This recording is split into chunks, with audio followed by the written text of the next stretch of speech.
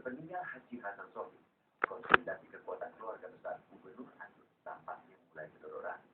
Tubagus Hairi Wardana alias Wawan adalah putra mahkota yang mendapat mandat dari keluarga besar penguasa Banten ini untuk menjadi penerus sang ayah, utamanya sebagai pengambil keputusan-keputusan penting menyangkut kepentingan keluarga yang terkait persoalan politik dan bisnis.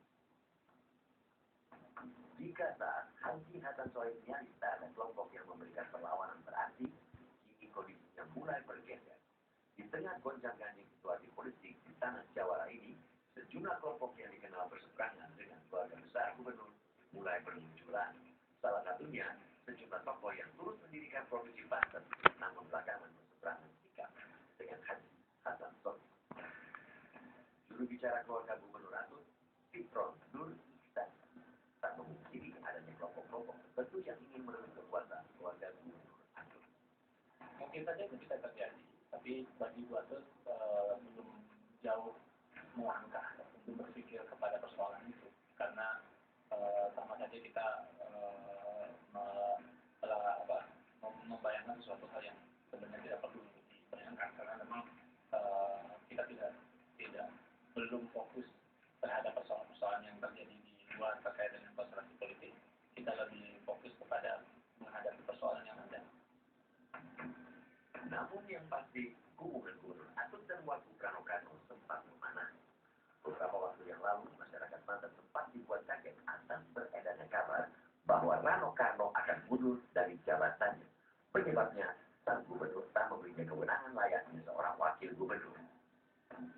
Ya tentu memang normatif. Memang dalam Undang-Undang 32 tahun 2004 itu sudah ada pembagian. Apa sih tugas wakil pengendalian internal, kemudian ya kepada pemberdayaan perempuan dan pemuda, kemudian pelestarian budaya. Itu yang normatif. Saya hanya istilahnya pun berkata bermain, pengertian bermain, ya itu saya memilih. Sah saja, setiap warga negara ini berada dalam kekuasaan, termasuk keluarga dari penguasa itu sendiri. Yang menjadi pertanyaan, apakah kekuasaan itu diraih berkat kapasitas seseorang atau semata-mata karena memanfaatkan jaringan keluarga yang berada di dalam kekuasaan?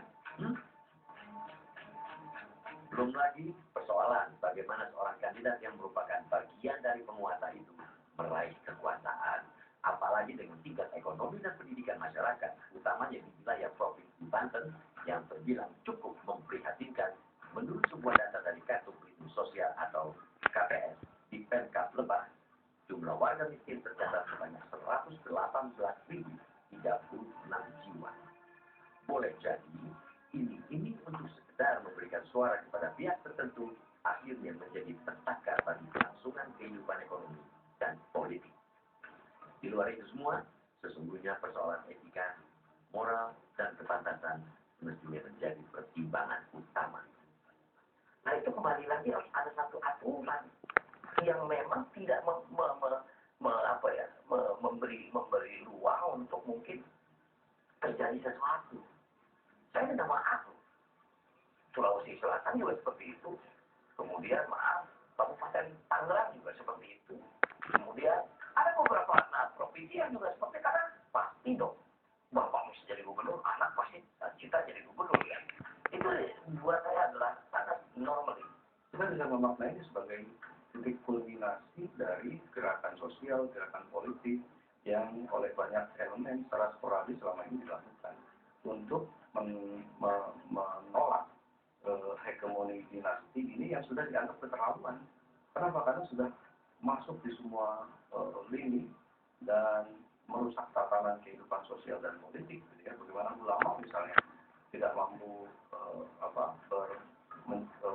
menjalankan peran sosialnya karena direpresi secara ekonomi, diberi fasilitas umroh, haji gratis, pesantrennya didanai dan lain-lain. Bagaimana kelas menengah akademisi misalnya juga dibungkam suara-suara kritisnya, bagaimana pers juga